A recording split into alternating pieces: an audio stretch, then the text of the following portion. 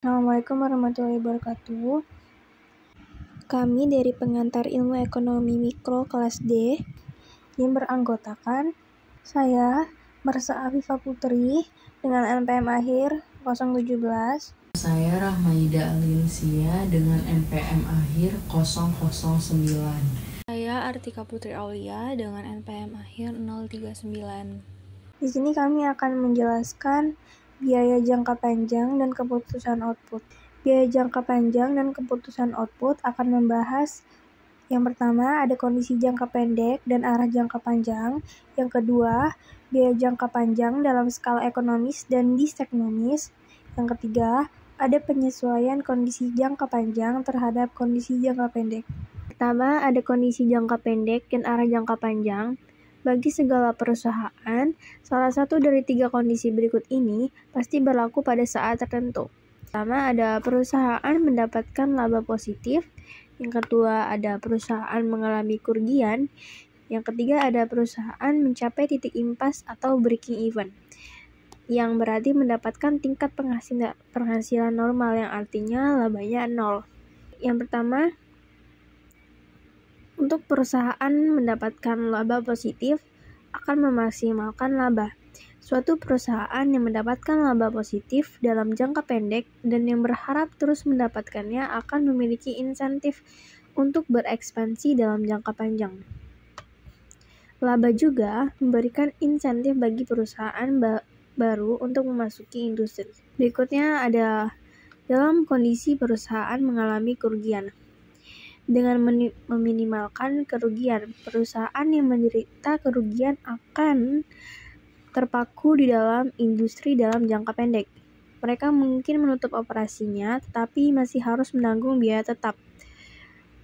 Dan dalam jangka panjang bisa keluar dari industri. Berikutnya masih dalam meminimalkan kerugian. Apakah perusahaan memutuskan akan tutup usaha dalam jangka pendek akan bergantung pada apakah penerimaan dari operasinya memadai untuk menutupi biaya variabel.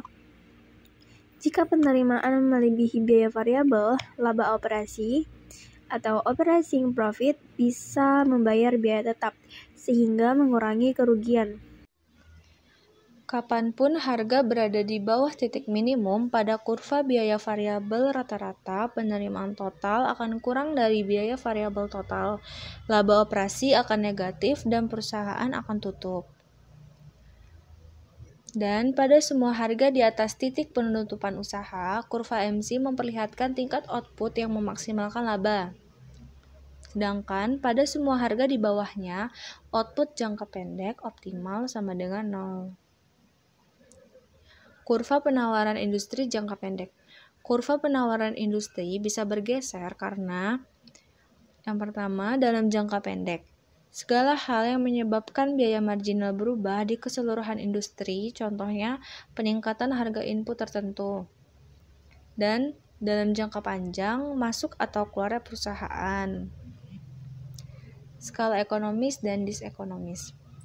Ketika peningkatan skala produksi menyebabkan biaya rata-rata yang pertama lebih rendah, ini memperlihatkan skala penghasilan meningkat atau skala ekonomi.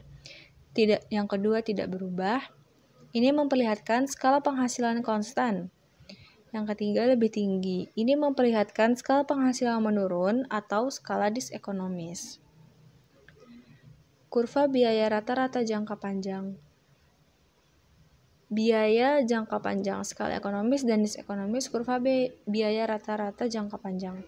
Kurva biaya rata-rata jangka panjang memperlihatkan biaya yang terkait dengan berbagai skala yang bisa dipilih oleh perusahaan untuk operasinya dalam jangka panjang. Nilai terkecil dari biaya rata-rata jangka panjang pada titik minimum itu bisa disebut juga skala efisien minimum. Skala pabrik optimal. Skala pabrik optimal penting untuk diperhatikan. Efisiensi ekonomis memerlukan pemanfaatan skala ekonomis dan menghindari skala disekonomis. Skala pabrik optimal atau optimal scale of plant, skala pabrik yang meminimalkan biaya rata-rata jangka panjang.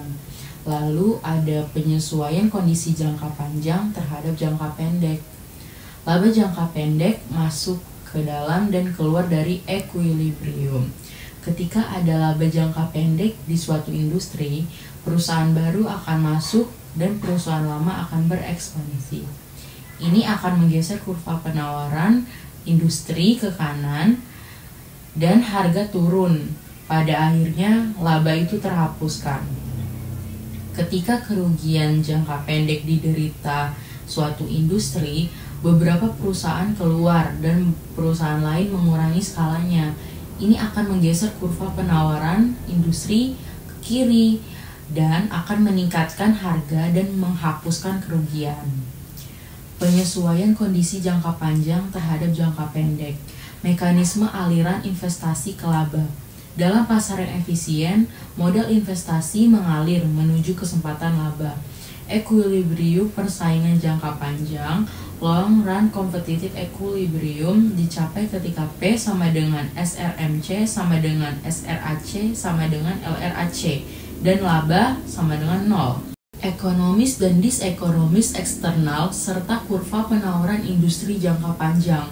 Ketika biaya rata-rata jangka panjang menurun karena pertumbuhan industri, dikatakan bahwa industri memperlihatkan ekonomis eksternal. Dan ketika biaya rata-rata jangka panjang naik karena pertumbuhan industri, dikatakan bahwa industri memperlihatkan disekonomis eksternal. Kurva penawaran industri jangka panjang, LRIS Long Run Industry Supply Kurva, grafik yang melacak harga dan output total sepanjang waktu ketika industri berekspansi. Ada 3 jenis industri biaya. Yang pertama ada industri berbiaya menurun. Industri yang biaya rata-ratanya turun sewaktu berekspansi, memperlihatkan ekonomis eksternal dan kurva penawaran industri jangka panjang berkemiringan menurun. Yang kedua ada industri berbiaya konstan. Adalah industri tanpa ekonomis maupun disekonomis eksternal saat bertumbuh. Kurva penawaran industri jangka panjangnya berbentuk horizontal atau datar. Yang terakhir ada industri berbiaya meningkat. Adalah industri yang biaya rata-ratanya naik suatu berekspansi, memperlihatkan disekonomis eksternal dan kurva penawarannya berslop menaik. Dan itulah materi yang sudah kami sampaikan. Sekian dari kami. Mohon maaf bila ada salah kata. Terima kasih. Wassalamualaikum warahmatullahi wabarakatuh.